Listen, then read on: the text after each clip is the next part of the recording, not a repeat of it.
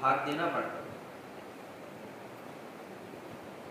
धर्म के लिए दान दो, किस धर्म क्षेत्र में कहां पर कौन सी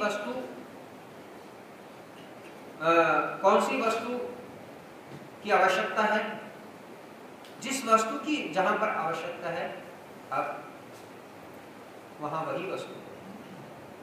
धन की आवश्यकता है धन दो, जहां मंदिर की आवश्यकता है मंदिर के लिए जो वस्तु चाहिए मंदिर के लिए दान। अगर वहां पर अन्न की आवश्यकता है अन्न दो, वस्त्र की आवश्यकता है वस्त्र दो, जिस वस्तु की आवश्यकता है वह दो। कभी कभार ऐसा होता है, पहले ऐसा हुआ करता था, जो हमारे आश्रम होते थे बहुत दिनों से कोई पंगत नहीं आती थी। बहुत से हमारे आश्रम के आश्रमवासी भूखे रहते थे। तो ऐसे समय में जो कोई दान करता है तो ये प्रेम की क्रिया होती है।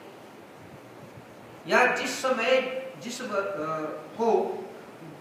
वस्तु की आवश्यकता हो अगर आप वो दें तो ये एक बहुत बड़ी उनकी पूर्ति होने के कारण ये आपको प्रेम की चाल इससे घटती है। तो इसी के साथ कुछ देखा देखी दान करते हैं, आडंबर पूर्वक दान करते हैं। उसने दान दिया इसलिए मुझे देना पड़ेगा, उसने ऐसा किया इसलिए मुझे ऐसा करना पड़ेगा। लेकिन वो दान जो है वो भावनावश नहीं किया जाता।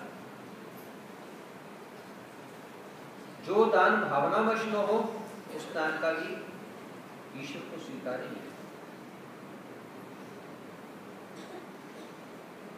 तो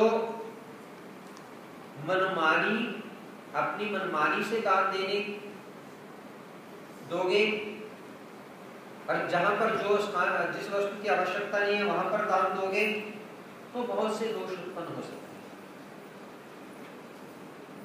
तो इसलिए दान जो आपने देना है उस दान को विचार करके आपको दान देना चाहिए। एक सात्विक दान के बारे में आपको बताया। अब ये दान है यत्तु प्रत्युपकारार्थम फलमुद्दिश्य वा पुनः दीयते च परिपृष्टं तद्दानं रासं स्मृति। जो दान प्रत्युपकार की भावना से, अर्थात मैं ये दान दे रहा हूं उसके बदले में मुझे कुछ प्राप्त होगा, अर्थात स्वार्थ की भावना से, यत्तु प्रत्युपकारार्थम फलमुद्दिश्य वा पुनः, और फल को दृष्टि के समक्ष रख करके आप दान देते हैं। दीयते च परिक्लिष्टम, आपकी इच्छा तो नहीं है, बड़े कष्ट से आप दान देते हो। जैसे कई बार क्या होता है, कोई दान आपसे जबरदस्ती मांग लेता है, आपकी इच्छा नहीं होती, आपको जबरदस्ती देना पड़ता है, या आप कष्ट से वो दान देते हो, तो दान कैसा होता है? राजसी दान। वो दान राजस्व हो जाता है। और जो राजस्व दान होगा आपको फल भी राजसी मिलेगा। और इसके बारे में अगले श्लोक में गीता में बतलाया है, जो एक तामसी दान होता है। आदेश काले यद दान अपात्रे भ्रष्ट दीयते, आदेश काले यद दान अपात्रे भ्रष्ट दीयते असत्कृतम अवज्ञातम तत्तामसम उदाहरण। आदेश काले, बिना समय के, बिना स्थान के, स्थान अच्छा नहीं है, समय अच्छा नहीं है, आप दान दे रहे हो। आदेश काले यद दानम अपात्रे भ्यश्च दीयते, पात्र नहीं है, सत्पात्र नहीं है। असत्कृतम अवज्ञातम, और तिरस्कृत की भावना से आप दान देते हो। ये मेरे से छोटा है, ये अमुक है, या ये भिखारी है, या इस प्रकार से आप दान देते हो, तो दान क्या है? उस दान को कौन सा दान कहते हैं? तामसी दान। वो तामस दान, उस दान का कोई लाभ नहीं। तो आपने जो दान देना है वो किसको दान देना है? जो ईश्वर का ज्ञानी हो, सत्पात्र हो, धर्मशील हो, धर्म का आचरण करने वाला हो, नामस्मरण करने वाला हो। देखो आजकल आपको साधु मिल रहे हैं, अच्छे अच्छे संत मिल रहे हैं। आगे ऐसा समय आएगा कि संत दिखाई भी नहीं देंगे।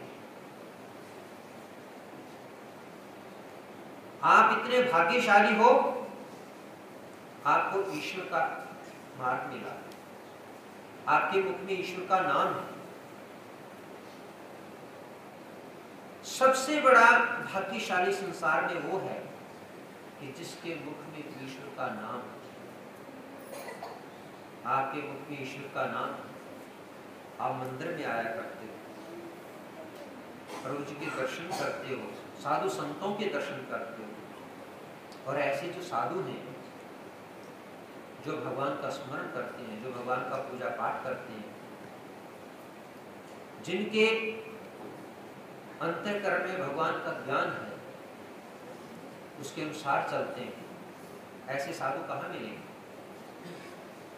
भविष्य में ऐसे साधु मिलने वाले नहीं। जो आप दे सकते हो, जो आप दान कर सकते हो, यही एक समय है दान का। जितना आप दोगे उतना और अधिक आएगा। उसमें गाना भी है कि आप 1 पैसा दोगे, मैं 10 लाख दूंगा, ऐसा कुछ है गाना। तो हम अगर थोड़ी सी वस्तु भगवान के लिए अर्पण करें, जितनी आपकी कमाई है ना, जो आप कमाई करते हो, उससे 10% आपने आरक से निकालना। मंदिर में, जहां जो मंदिर में जिस वस्तु की आवश्यकता है, आप उस वस्तु को मंदिर में दो। जिस साधु को जिस वस्तु की आवश्यकता है, दवाई की आवश्यकता है, दवाई दो। जिस वस्तु की आवश्यकता है वो दो। जहां पर जो वस्तु की जिस वस्तु की आवश्यकता है उसको देना चाहिए। उसी 10% में अगर आप अपनी कमाई से 10% अलग से निकाल लेते हो तो आपकी कमाई में बहुत बड़ी बरकत होगी। नहीं तो आपकी कमाई इधर से आई और इधर से चली गई, उसका कोई अर्थ नहीं रहेगा। इसलिए अपनी कमाई में से ध्यान रखना, 10% निकालना ही निकालना है